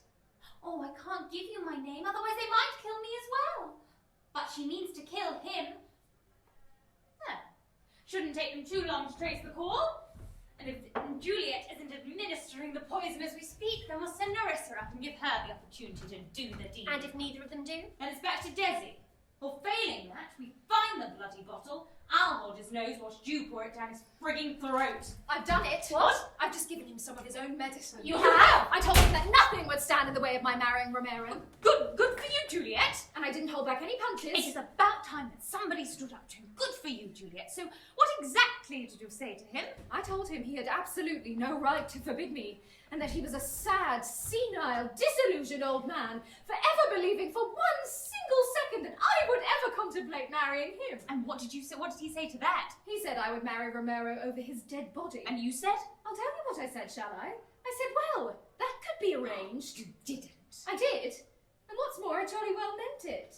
But you didn't really mean it, did you, Juliet? I damn well did. So, in theory, Juliet, you'd see Father dead if he tried to stop you marrying Romero. Yes. Do you know, Maggie? I do believe I Hi, would. Sharon. But for now, the further I can get away from that despicable man, the better. Oh, where are you going? Back to New York, that's where I'm going. But you can't, not yet. But that's my point, Maggie. I can do anything I want to. Of course you He can. threatened to kill Romero, for God's sake. Kate! And would anyone blame me, Maggie, if I did want to kill him? What are you doing? Are you sure this is your case? Look, Sharon, I'm going to have to hang up. Of course it is. Kate! I've surprised myself, Maggie. The contempt I now feel for your father is unlike anything I've ever felt before. Everybody fully understands how you feel, Juliet, but how would anybody go about doing such a thing? Oh, I don't know. Honestly, what a mess. And I'm not sure, Maggie, that if it actually came to it, that I would be able to... Poison! What about poison? I mean, it would have to be poison, wouldn't it? Sorry? Oh, Nerissa! Oh, I am glad that you haven't gone. I was just saying, wouldn't it be such a shame if everything ended in this acrimonious way? What's the champagne for? It's your father's idea. Father's. Yes, I found him stumbling around in the kitchen trying to pour it in the glass. He's in the kitchen. No, not now. Now he's back upstairs in his bedroom. Yes, it seems this is to celebrate Juliet's forthcoming marriage. Celebrate, but 5 minutes ago... Well, we shouldn't waste good champagne, should we? You'll stay for a glass, surely, As soon Nerissa? as my taxi arrives, I shall be gone. Well, a glass whilst you wait, then. Very well. And I suggest, before you do go, you both pop up once more, one at a time, and say your goodbyes. I mean, you really wouldn't want to regret leaving everything that's been said and done. I don't understand. You wouldn't. I do hope he tried to persuade you to stay, Nerissa. Indeed he did, but I told him there was absolutely no way I was staying. Oh, and how did he take it? Badly. Swore at me, cursed me, screamed that nobody leaves him without his say-so. So I screamed back at him and told him to go fuck himself. Good for you. There you go, have some champagne. Maggie, I found the bottle. Oh, well done, Desi. But I said well done, Desi. Now, once he's calmed down, I'll take it up to him, or perhaps one of you two could. Well, there's no way I'll be going. Well, to see cheers, him. everyone. Here's to Juliet's good news. Cheers. Bollinger 96, if I'm not mistaken, an excellent year. Not now, Desi. We're celebrating Juliet's good news before she goes up to say goodbye to Father. Juliet, is there something wrong? Oh, that painting. Awful, isn't it? I've never seen it before. No, you wouldn't have. It's one of his new crazes to coincide with his state of mind and his present unhealthy appetite for all things young and trendy. Was it a gift? Don't think so. He bought it. I thought he hated contemporary art. He does, or did. Andy started listening to music. I mean, imagine that, father listening to music. He never listened to music. Well, he does now, and it would be foolish for me to linger, for in that way madness lies. Cheers. There'd be madness. There'd be method in it. Who started the conversation in the kitchen, Nerissa? Why, he did. Started shouting at me the moment I walked in, saying I couldn't leave him. And had you told him you were leaving? Well, no, I took it that you had. No, I hadn't. I hadn't. Nor had I. I didn't know you were leaving. Now that is odd. So how did he know you were leaving? How did he know? How did he know? Have we all been fools believing he's unaware what goes on here now? You told him that there was poison. Can't tell a fib, that's what I did, but not of what type of poison. Well, this is true, I never knew he did. But how can he know when up there?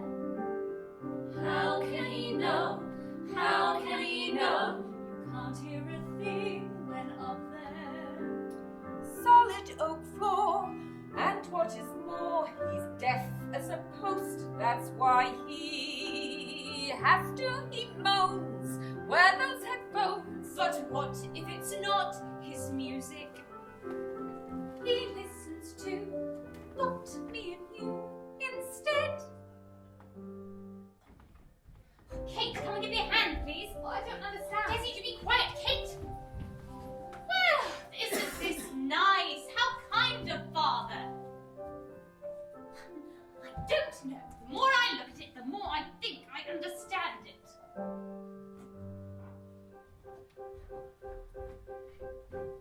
So all of the time we were speaking, he would have heard every word, And that's how he knew I was leaving. and when we said we wanted him dead, he heard.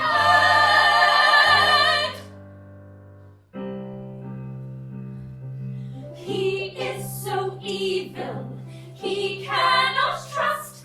He has no faith in people or loved ones like us.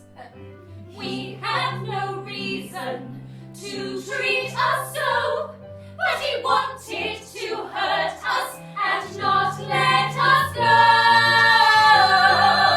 Something inside me ties me to him, but I'll try to resist it. I won't just give in.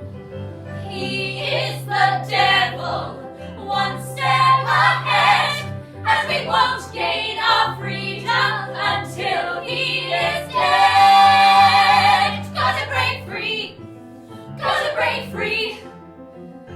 Time now to break free.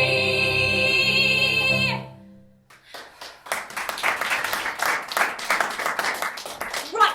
The only way we will ever break free of the bastard is if we break him. I have my escape, thank you, Maggie. Maggie. But I can rid us of him forever. I have the means to end his reign of terror. I will break free of him by just leaving. I will have no part in your poisoning, Maggie. Never. And nor will I. I will simply fly to New York to join Romero and be rid of him forever. Listen, Maggie. listen. One drop of this in a glass of.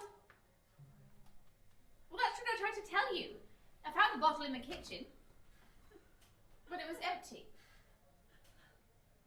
Desi, have you drunk yours?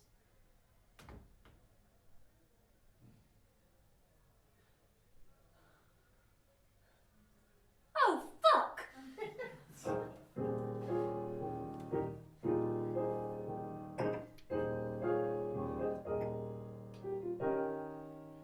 They will tell that we got what we deserved and say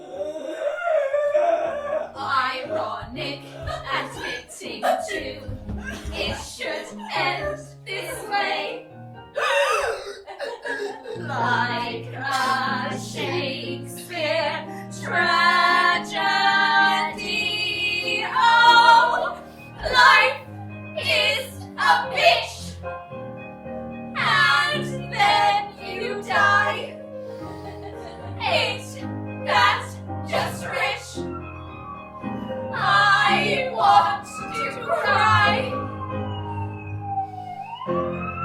Oh,